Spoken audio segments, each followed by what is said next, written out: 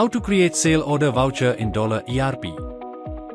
Cell order एक business document होता है जो कस्टमर के द्वारा किए गए परचेज ऑर्डर को फॉर्मल तरीके से रिकॉर्ड करता है। इसमें उन सभी डिटेल्स को इंक्लूड किया जाता है जो कस्टमर ने अपनी परचेज के लिए प्रोवाइड की होती हैं, जैसे प्रोडक्ट्स के नाम, क्वांटिटी, प्राइस, डिलीवरी डेट और terms conditions. Sale order seller के लिए एक तरह की कंफर्मेशन होती है जिससे ये इंश्योर होता है कि कस्टमर ने स्पेसिफिक गुड्स या सर्विसेज को खरीदने का रिक्वेस्ट किया है और कंपनी उन डिटेल्स के मुताबिक ऑर्डर फुलफिल करेगी। ये डॉक्यूमेंट इन्वेंट्री मैनेजमेंट और अकाउंटिंग रिकॉर्ड्स के लिए भी हेल्पफुल होता है, क्योंकि इससे ये ट्रैक किया जा सकता है कि कौन से प्रोडक्ट्स डिलीवर होने हैं और कब। इसलिए सेल ऑर्डर कस्टमर और सेलर के बीच ट्रांजैक्शन के लिए एक इम्पोर्टेंट स्टेप होता है जो पूरी सेल्स प्रोसेस को स्मूथ और ट्रांसपेरेंट बनाता है। तो चलिए बिना देरी किए $ERP सॉफ्टवेयर में सेल ऑर्डर प्रिपेयर करने का प्रोसेस स्टेप बाय स्टेप समझते हैं। सबसे पहले आपको एडमिनिस्ट्रेशन मेन्यू में जाना होगा। यहां से कॉन्फ़िगरेशन में जाकर कंपनी फीचर्स ऑप्शन पर क्लिक करें। अब आपको एडवांस्ड इन्वेंट्री मॉड्यूल का टैब दिखाई देगा। इसमें आपको एनेबल सेल ऑर्डर्स का फीचर मिलेगा। इस फीचर को एक्टिवेट करने के लिए इसे Y पर सेट करें। फीचर एक्टिवेट होने पर आपको कॉन्फ़िगर बटन दिखाई देगा। इस बटन पर क्लिक करें। जैसे ही आप इस पर क्लिक करते हैं, options for order processing window appear होगी। यहां पर विभिन्न ऑप्शंस दिए गए हैं। Picking criteria for pending references का मतलब है कि जब आपके पास मल्टीपल पेंडिंग रेफरेंसेस हो, जैसे ऑर्डर, तो आप यह तय करते हैं कि उन्हें कैसे मैनेज करना है। इसमें 3 ऑप्शंस होते हैं। एज इट इज, इस विकल्प के तहत पेंडिंग सेल ऑर्डर्स को उनके मौजूदा रूप में बिना किसी बदलाव के मैनेज किया जाता है। उदाहरण के लिए, अगर एक ग्राहक के पास 2 पेंडिंग ऑर्डर्स हैं, एक 40 यूनिट्स का और दूसरा 60 यूनिट्स का, तो ये दोनों अलग अलग मैनेज किए जाएंगे। यह विकल्प उन सिचुएशंस में उपयोगी होता है जब आपको इंडिविजुअल ऑर्डर्स को उनकी ओरिजिनल फॉर्म में मैनेज करना हो। कंसोलिडेट, इस विकल्प को चुनने पर सभी पेंडिंग सेल ऑर्डर्स को एक साथ मिलाकर एक कंसोलिडेटेड सेल ऑर्डर बनाया जाता है। जैसे अगर 3 अलग अलग सेल ऑर्डर्स हैं, 50 यूनिट्स, 30 यूनिट्स और 20 यूनिट्स, तो उन्हें मिलाकर एक 100 यूनिट्स का सेल ऑर्डर बनाया जाएगा। यह ट्रैकिंग को आसान बनाता है क्योंकि आपको अलग अलग ऑर्डर्स के बजाय एक ही ऑर्डर मैनेज करना होता है। यह विकल्प तब फायदेमंद होता है जब आप ऑर्डर प्रोसेसिंग को सिंप्लीफाई करना चाहते हैं। रेफरेंसेस बेस्ड, इस विकल्प में आप मैन्युअली यह तय कर सकते हैं कि कौन से सेल ऑर्डर्स को चुनना है और कौन से छोड़ना है। उदाहरण के लिए, अगर आपके पास 2 ऑर्डर्स हैं, 40 यूनिट्स और 60 यूनिट्स, तो आप तय कर सकते हैं कि किसे मैनेज करना है। यह विकल्प अधिक कंट्रोल और फ्लेक्सिबिलिटी देता है, खासकर तब जब आपको सिलेक्टिव ऑर्डर्स के साथ काम करना हो। रिस्ट्रिक्ट सेल्स विद ऑर्डर, अगर आप चाहते हैं कि बिना ऑर्डर के कोई भी सेल वाउचर क्रिएट न हो सके, तो आप restrict sales with order feature को एनेबल कर सकते हैं। इस फीचर को ऑन करने से सिस्टम ये इंश्योर करेगा कि हर सेल सिर्फ एक वैलिड और एग्जिस्टिंग ऑर्डर के बेस पर ही हो। ये उन बिजनेसेस के लिए हेल्पफुल होता है जो अपनी ऑर्डर ट्रैकिंग और इन्वेंट्री मैनेजमेंट को स्ट्रीमलाइन रखना चाहते हैं। Auto create adjustment orders references, इस विकल्प को Y पर सेट करने से सॉफ्टवेयर ऑटोमेटिकली ही ऑर्डर्स के लिए रेफरेंसेस बना देगा या एडजस्टमेंट करेगा। मान लीजिए आपने एक सेल्स ऑर्डर बनाया है जिसमें 100 यूनिट्स का एक प्रोडक्ट शामिल किया है। अब क्लाइंट से बातचीत के बाद आपको उस ऑर्डर को अपडेट करना है और क्वांटिटी को 80 यूनिट्स पर एडजस्ट करना है। यदि आपने auto create adjustment orders references विकल्प को Y पर सेट किया हुआ है, तो सॉफ्टवेयर आपके लिए रेफरेंसेस को मैनेज कर लेगा।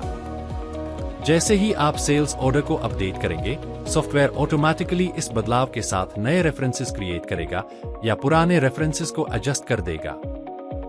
यह फीचर आपके सेल्स ऑर्डर मैनेजमेंट को आसान और एफिशिएंट बनाता है, जिससे मैन्युअल एडजस्टमेंट की आवश्यकता नहीं रहती और प्रोसेस तेजी से पूरी होती है। Show pending sale orders till voucher date, यदि इस विकल्प को Y पर सेट करते हैं तो उस वाउचर की डेट तक सभी पेंडिंग सेल्स ऑर्डर्स दिखाई देंगे।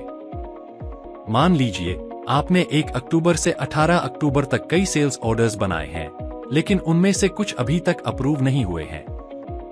अब आप 15 अक्टूबर को एक नया वाउचर बना रहे हैं और आपने show pending sale orders till voucher date विकल्प को Y पर सेट किया है। इसका मतलब यह है कि आपको केवल 15 अक्टूबर तक के सभी पेंडिंग सेल्स ऑर्डर्स दिखाई देंगे। ध्यान रहे, 15 अक्टूबर के बाद के, जैसे 16 अक्टूबर से 18 अक्टूबर के सेल्स ऑर्डर्स आपको लिस्ट में नहीं दिखेंगे, क्योंकि यह विकल्प सिर्फ उस तारीख तक के पेंडिंग सेल्स ऑर्डर्स दिखाता है। While picking sale order, price to be picked के सामने Always from sale order विकल्प सेट होने पर, जब आप किसी आइटम को सेल्स ऑर्डर से चुनेंगे, तो हमेशा उसी सेल्स ऑर्डर में दी गई कीमत को उठाया जाएगा, चाहे मौजूदा कीमत बदल गई हो। अगर इसे Always from pricing mode विकल्प पर सेट करते हैं, तो जब आप सेल्स ऑर्डर से आइटम चुनेंगे, तो कीमत हमेशा सॉफ्टवेयर के प्राइसिंग मोड के हिसाब से ली जाएगी, चाहे सेल्स ऑर्डर में कोई दूसरी कीमत दी गई हो। इससे यह तय होता है कि कीमतों का चयन किस आधार पर होगा, या तो हमेशा ओरिजिनल सेल्स ऑर्डर से या प्रेजेंट प्राइसिंग मोड के अनुसार। Show item wise pending sale orders list विकल्प को Y पर सेट करने से, जब आप कोई सेल्स ऑर्डर बना रहे होंगे, तो आपको item wise pending sales orders की एक लिस्ट दिखाई देगी। इसका मतलब यह है कि हर आइटम के लिए जो भी पेंडिंग ट्रांजैक्शन या रेफरेंसेस हैं, जैसे कि अप्रूव नहीं हुए सेल्स ऑर्डर्स, वे सभी आइटम के अनुसार लिस्ट में दिखेंगे। इससे आपको यह जानने में आसानी होगी कि किस आइटम के लिए कौन सी पेंडिंग एंट्रीज हैं और किन्हें पहले पूरा करना है।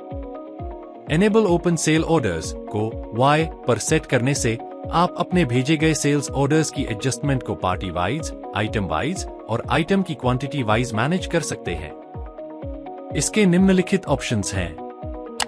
अलाउ वेरिएबल पार्टी, इस ऑप्शन को Y पर सेट करने से आप एक ही सेल्स ऑर्डर को दूसरी पार्टी के लिए एडजस्ट कर सकते हैं। एग्जाम्पल, यदि आपने सप्लायर को एक सेल्स ऑर्डर भेजा है, तो आप उसी सेल्स ऑर्डर को सप्लायर B के लिए भी एडजस्ट कर सकते हैं, जिससे आपका समय बचता है। अलाउ वेरिएबल आइटम, इस ऑप्शन को Y पर सेट करने से आप एक ही सेल्स ऑर्डर में विभिन्न आइटम्स का एडजस्टमेंट कर सकते हैं। एग्जाम्पल, यदि सेल्स ऑर्डर में लैपटॉप आइटम शामिल है, तो आप इसे प्रिंटर आइटम में आसानी से बदल सकते हैं। Allow tolerance in item quantity, यदि आप सेल्स ऑर्डर में आइटम की क्वांटिटी में टॉलरेंस देना चाहते हैं, तो इस ऑप्शन को Y पर सेट करें। एग्जाम्पल, मान लीजिए आपने आइटम की 10 यूनिट्स की सेल्स ऑर्डर भेजी है और आप 5% का टॉलरेंस देना चाहते हैं। यदि आप Y पर सेट करते हैं, तो पार्टी को 9 से 11 यूनिट्स के बीच कोई भी क्वांटिटी स्वीकार करने की अनुमति होगी। एनेबल पेमेंट टर्म्स को एनेबल करने पर आप अपने इनवॉइसेस और ट्रांजैक्शंस में पेमेंट टर्म्स को सेट और लागू कर सकते हैं। यह सुविधा आपको पेमेंट की तारीख, छूट या किस्तों के आधार पर पेमेंट टर्म्स निर्धारित करने की अनुमति देती है। Adjustment of pending reference after due date के सामने नो एक्शन विकल्प सेट किया हुआ है। इस ऑप्शन को सेट करने से ड्यू डेट के बाद पेंडिंग रेफरेंसेस में कोई रोक-टोक नहीं होगी। आप बिना किसी समस्या के रेफरेंसेस को एडजस्ट कर सकते हैं। वार्निंग ओनली, इस ऑप्शन पर सेट करने से ड्यू डेट के बाद पेंडिंग रेफरेंसेस को एडजस्ट करते समय एक चेतावनी संदेश दिखाई देगा। हालांकि आप इसे एडजस्ट कर सकते हैं, लेकिन चेतावनी के रूप में एक अलर्ट मिलेगा। डोंट अलाउ, इस ऑप्शन पर सेट करने से ड्यू डेट के बाद पेंडिंग रेफरेंसेस को एडजस्ट करने की अनुमति नहीं होगी। आपको एडजस्टमेंट करने से पहले ड्यू डेट पूरी करनी होगी। इन ऑप्शंस के जरिए आप ऑर्डर फीचर को अपनी जरूरतों के अनुसार आसानी से सेट कर सकते हैं। सेल ऑर्डर बनाने के लिए ट्रांजैक्शंस मेन्यू में जाएं और वहां से सेल ऑर्डर विकल्प चुनें। सेल ऑर्डर क्रिएट करने के लिए ऐड ऑप्शन पर क्लिक करें। अब आपके सामने ऑर्डर की विंडो अपीयर होगी। डेट फील्ड में ट्रांजैक्शंस डेट को मेंशन करें, फिर एंटर दबाएं। पार्टी फील्ड में उस कस्टमर या पार्टी का लेजर सिलेक्ट करें जिसके लिए आप ऑर्डर प्रिपेयर कर रहे हैं। अब आइटम लिस्ट से उन आइटम्स को सिलेक्ट करें जिनका ऑर्डर कस्टमर ने दिया है। मान लेते हैं कि कस्टमर ने पेन और पेंसिल का ऑर्डर दिया है। पेन के 10 पीसेस के लिए क्वांटिटी फील्ड में 10 और प्राइस एंटर करें। फिर पेंसिल के 5 पीसेस के लिए पेंसिल को सिलेक्ट करें, क्वांटिटी में 5 और प्राइस एंटर करें। इसी तरह कस्टमर की रिक्वायरमेंट के अनुसार बाकी आइटम्स भी सिलेक्ट करें। एंट्री को सेव करने के लिए सेव बटन पर क्लिक करें या F2 की प्रेस करें। इसके बाद ऑर्डर रेफरेंस नंबर की विंडो अपीयर होगी, जिसमें अलग अलग रेफरेंस नंबर्स, उनकी क्वांटिटी और ड्यू डेट्स दिखाई देंगी। अगर आप चाहते हैं कि software automatically reference number generate करे, तो Alt+F की प्रेस करें। यह कॉन्फ़िगरेशन विंडो दिखाएगा। यहां आपको कंपनी फीचर ऑप्शन पर क्लिक करना है। अब आपको एडवांस इन्वेंटरी मॉड्यूल का टैब दिखाई देगा। इसमें एनेबल सेल ऑर्डर ऑप्शंस के पास जो कॉन्फ़िग बटन है, उस पर क्लिक करना है। इस विंडो में auto create adjustment orders references विकल्प को Y पर सेट कर दें। अब जब आप सेल ऑर्डर को सेव करेंगे, तो ऑर्डर रेफरेंस नंबर की विंडो अपीयर नहीं होगी, क्योंकि रेफरेंस नंबर अब ऑटोमेटिकली जनरेट हो जाएगा। एंट्री सेव हो जाने के बाद select order voucher to print option available होगा। प्रिंट या प्रीव्यू बटन पर क्लिक करके ऑर्डर का प्रीव्यू देख सकते हैं या उसे प्रिंट कर सकते हैं। इसे आप ईमेल या व्हाट्सएप के जरिए भी कस्टमर को भेज सकते हैं। अगर आपको इस ऑर्डर में कोई मॉडिफिकेशन करना हो, तो सेल ऑर्डर में मॉडिफाइड ऑप्शन पर क्लिक करें। वाउचर नंबर फील्ड में कस्टमर का ऑर्डर नंबर डालें। ऑर्डर नंबर एंटर करने के बाद वाउचर एडिट मोड में ओपन हो जाएगा। अब कस्टमर की रिक्वायरमेंट के अनुसार मॉडिफिकेशन करें। मॉडिफिकेशंस कंप्लीट करने के बाद सेव बटन पर क्लिक करें, ताकि अपडेटेड ऑर्डर सेव हो जाए। अगर कस्टमर ने आपसे गुड्स परचेस करने का निर्णय लिया है, तो हम सेल बिल क्रिएट करेंगे। इसके लिए ट्रांजैक्शन मेन्यू से सेल और फिर ऐड ऑप्शन पर क्लिक करें। डेट फील्ड में उस दिन की तारीख दर्ज करें जिस दिन यह सेल वाउचर बन रहा है। टाइप फील्ड में हम यह तय कर सकते हैं कि जो सेल वाउचर हम बना रहे हैं, वह सीधे कस्टमर को बिना किसी ऑर्डर के है या फिर किसी ऑर्डर के आधार पर। अगर बिना ऑर्डर के सेल वाउचर बना रहे हैं, तो डायरेक्ट फील्ड सिलेक्ट करें। वहीं अगर ऑर्डर के आधार पर सेल वाउचर बना रहे हैं, तो अगेंस्ट ऑर्डर फील्ड को सिलेक्ट करें। पार्टी फील्ड में उस कस्टमर या पार्टी लेजर को सिलेक्ट करें जिसे ऑर्डर भेजा था। जैसे ही पार्टी सिलेक्ट करेंगे, pending sale order reference window appear होगी, जिसमें कस्टमर या पार्टी के मौजूदा ऑर्डर दिखेंगे। उस ऑर्डर को सिलेक्ट करें जिसे आप इस सेल इनवॉइस में एडजस्ट करना चाहते हैं। ऑर्डर सिलेक्ट करते ही $ERP उस ऑर्डर की सभी आइटम्स को ऑटोमेटिकली इनवॉइस में लोड कर देगा। आइटम्स की अमाउंट, रेट और टैक्स की डिटेल्स पहले से सेल ऑर्डर में एंटर की गई होती हैं, तो वे अपने आप ही इनवॉइस में आ जाएंगी। अब आपको सिर्फ फाइनल रिव्यू करना है। अगर किसी आइटम की क्वांटिटी या रेट में बदलाव करना है, तो आप यहीं पर कर सकते हैं। बाकी सभी डिटेल्स जैसे कि टैक्स और डिस्काउंट ऑटोमेटिकली आ जाएगी। सारी डिटेल्स वेरीफाई करने के बाद इनवॉइस को सेव करने के लिए सेव बटन पर क्लिक करें या F2 की प्रेस करें। इनवॉइस सेव होने के बाद आप उसे प्रिंट कर सकते हैं या ईमेल, व्हाट्सएप के जरिए सीधे कस्टमर को भेज सकते हैं। इस वीडियो में बताए गए प्रोसेस को फॉलो करके आप $ERP सॉफ्टवेयर में सेल ऑर्डर ऑप्शन का यूज कर सकते हैं।